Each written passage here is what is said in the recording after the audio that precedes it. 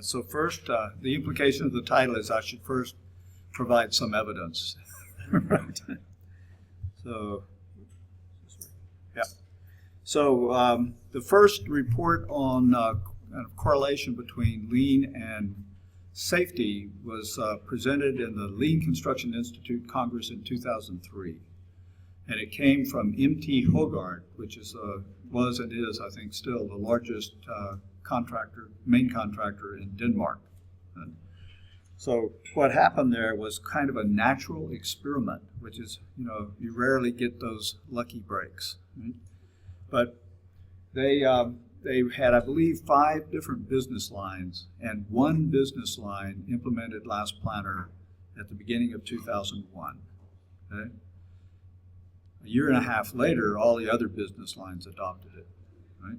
So we have a year and a half of comparison where we have only at least one main difference factor that might be contributing to outcomes. Yes? Okay, so here it is.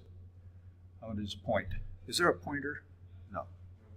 Okay, so disregard, I won't explain all these, what the content of the metrics are, but look at the difference.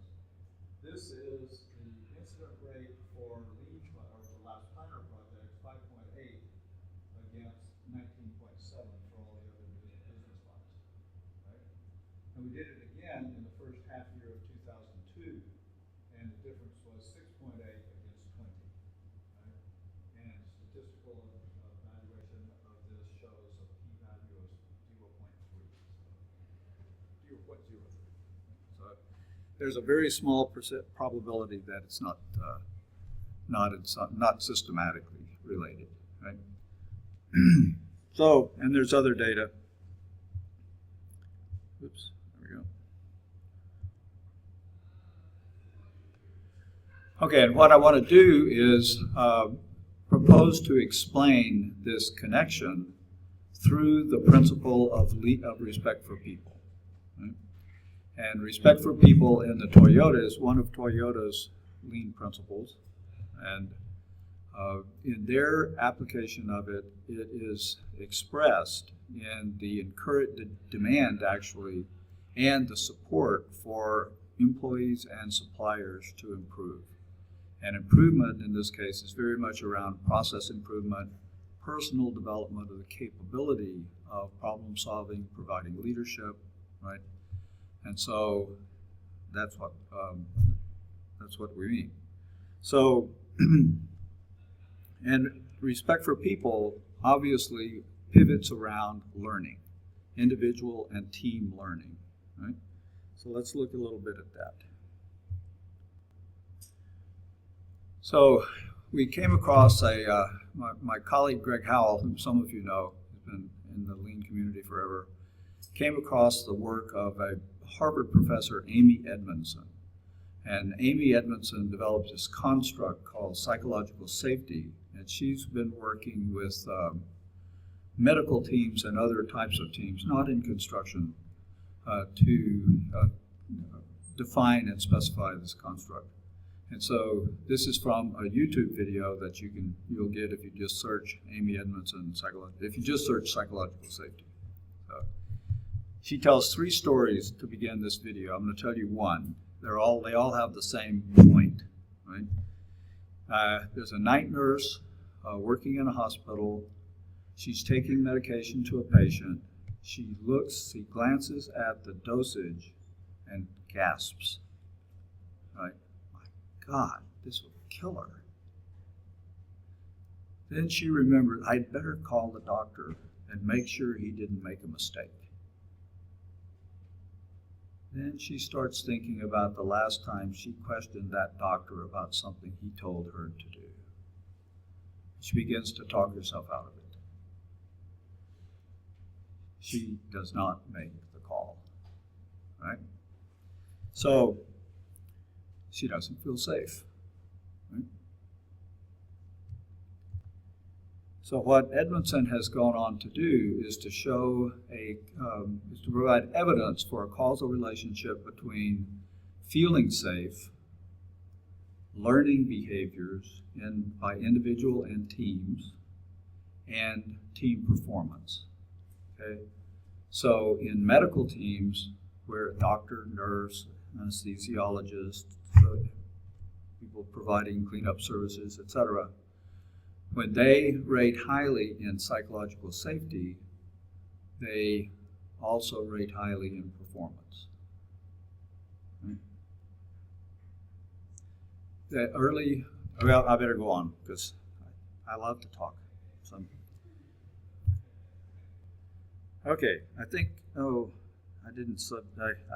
I lost my computer before I was able to substitute the findings from the actual surveys. We have surveys back from 3 different companies, 3 different projects, and there were trial runs of the survey questions, and we will make some modifications to them, but they are revealing issues around psychological safety, okay, in a variety of different ways. So suffice that for the moment. So I'm going to go really fast, aren't I? That's good. Okay, so if we want to improve team performance, one thing to act on is psychological safety. We are working in the construction space to learn how to measure it and how to improve it, right? And then we can, of course, look and see if we also find a correlation with performance. I would be astonished if we didn't. Right? I would like to add, later I became aware of a book called Learning to Learn, Navigation of Moods, and it's by one of Fernando Flores' daughters, Gloria Flores. And what they propose is that the moods, of course, are notoriously, they happen to us, right? We don't choose our mood, for the most part. But what they propose is that our mood is really based on an assessment of the future. So we can be kind of optimistically oriented toward the future or pessimistically oriented to it, right? And that assessment, in turn, is based on a standard of assessment. And one of the examples that Gloria gives in her book is a very effective one, I think. There's a teacher who has a bunch of people in his class who have previously done very, very well in their studies. And this is a very difficult subject that he's teaching, and in the first exam, almost everyone bombs, right? And they're all very dejected, discouraged. They're feeling like they can't master this subject, right? And what's the reason for that mood? Why are they assessing their future so pessimistically? And in his case, what he did was he got them to understand that they are comparing their current state with the standard of easily learning new subjects. Right? And once they realized that, it was like taking the cloud from the sun. Right? They were able to focus, go to work, have a spirit and mood of determination, right, as opposed to one of resignation. Right? So what I've come to think is that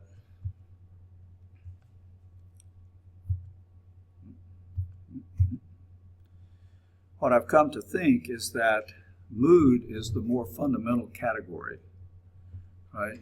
And what psychological safety, what Amy Edmondson's working on, is situations where you have a mood that is negative towards the future, but the assessment is well-grounded. You're applying an appropriate standard and you're right in its application. In that case, only the people of whom you're afraid, maybe your teammates, supervision, whatever, have to make the change. On the other hand, we have the opposite condition where our mood is based and the underlying assessment is based on a grounded standard. In other words, she's right to be afraid. I had it just backwards. She's right to be afraid, right? And that means it's grounded. But in other cases, in the case of the I was speaking of the nurse, in the story about the students, right, they were wrong. And by becoming aware of that mistake, if you will, they can change their mood, and they can change the mood of the team. So that's, it seems to me, something we need to work on, and something that helps explain why lean projects are safer. Thank you.